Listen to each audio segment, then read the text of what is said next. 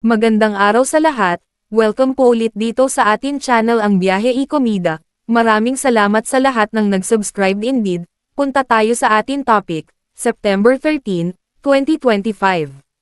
Coco, gustong maging Vic Soto ang career. Ayaw na nga bang mag-renew ng contract ni Coco Martin sa ABS-CBN? Ito di umano ang totoong rason kaya't naghiwalay sila ng manager niyang si B-Boy Arbolida. Ang gusto raw kasi ni Coco, parang si Vic Soto.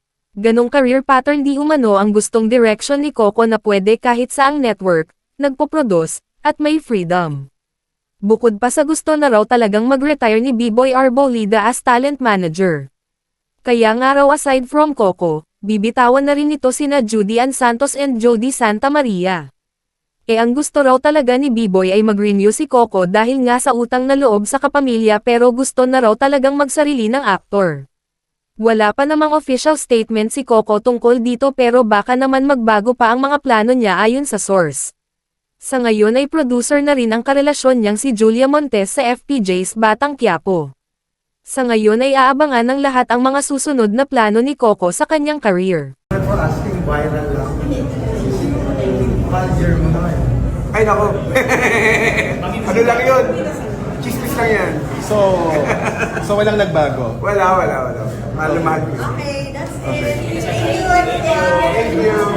Bisitahin ang website ng Philstar ngayon, para sa kabuuan ng artikulo. E-click ang link sa description box. Bukas ang comment section para sa inyong mahahalagang opinion.